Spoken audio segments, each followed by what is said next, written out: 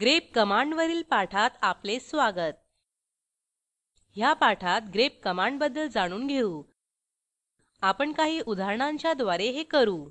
ह्या पाठासाठी वापरणार आहोत Ubuntu Linux version 1204 operating system आणि GNU बाश वर्जन 4224.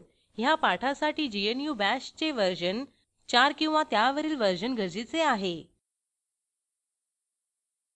तसेच लिनक्स टर्मिनलचे प्राथमिक ज्ञान असावे. संबंधित पाठांसाठी येथे दाखवलेल्या वेबसाईटला भेट द्या.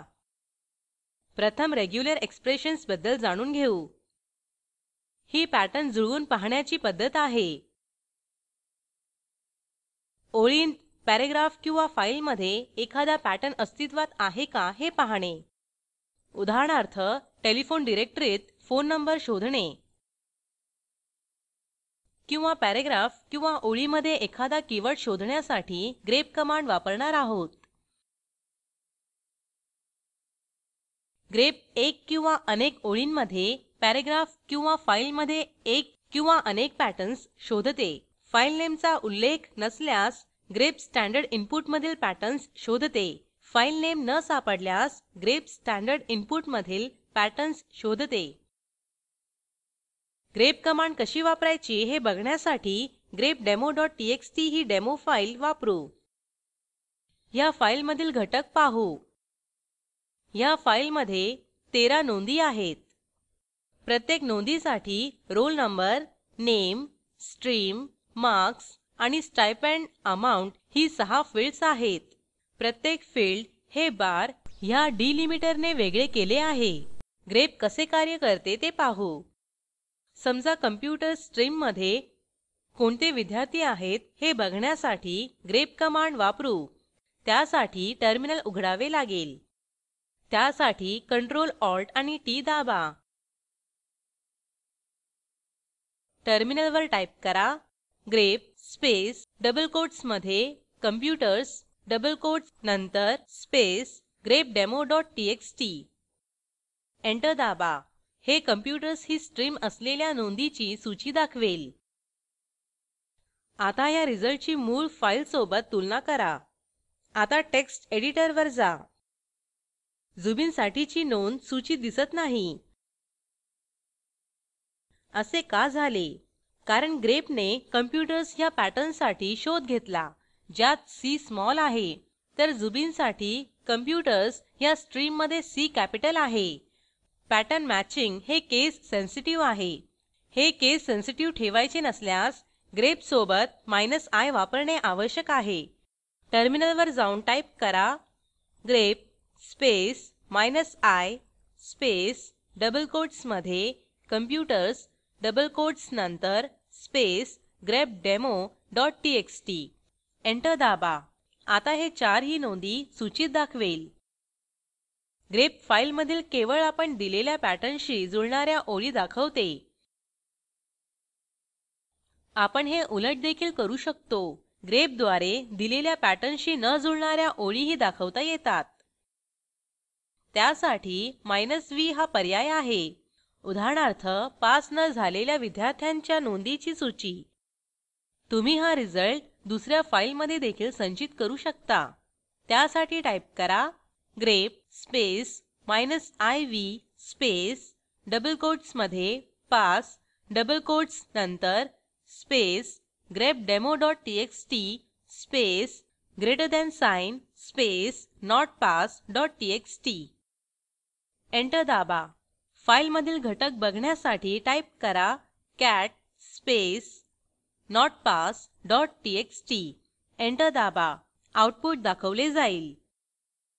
प्रॉम्प्टवर टाईप करा grep space -i space double कोट्समध्ये फेल डबल कोट्स नंतर स्पेस grepdemo.txt आणि एंटर दाबा. हे वेगळे आहे. ह्यामध्ये नापास झालेल्या विद्यार्थ्यांचा समावेश आहे, परंतु ह्याचा रिझल्ट अपूर्ण आहे. सर्व नोंदींची सूची असलेल्या फाईलमध्ये ओळींचा क्रमांक बघायचा असल्यास -n हा पर्याय आहे. प्रॉम्प्ट क्लिअर करा.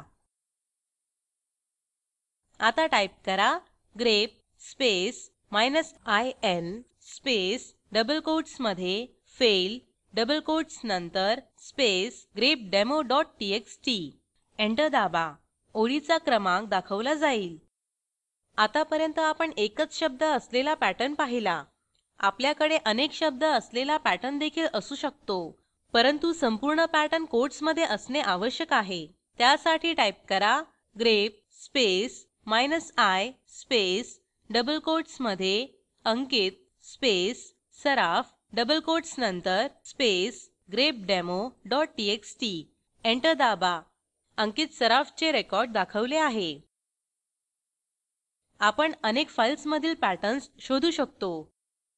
त्यासाठी टाईप करा grep space -i space double कोट्समध्ये फेल डबल कोट्स नंतर space grepdemo.txt space notpass.txt enter दाबा. आऊटपुट दाखवले जाईल. अनेक फाईल्स असताना ग्रेप नोंद सापडलेल्या फाईलचे नावही सोबत लिहील. grepdemo.txt आणि notpass.txt ही रेकॉर्ड्स notpass.txt फाईलमधील आणि ही रेकॉर्ड्स grepdemo.txt फाईलमधील आहेत. समजा केवळ जुळणाऱ्या पॅटर्नची एकूण आकडेवारी किंवा काउंट हवा आहे. त्यासाठी आपल्याकडे -c हा पर्याय आहे. त्यासाठी टाईप करा grep space -c space double कोट्समध्ये कॅपिटल F वापरून फेल डबल कोट्स नंतर स्पेस grepdemo.txt एंटर दाबा. हे दिलेल्या पॅटर्नशी जुळणाऱ्या ओळींची एकूण संख्या दाखवेल. आपण पाठाच्या अंतिम टप्प्यात पोहोचलो आहोत.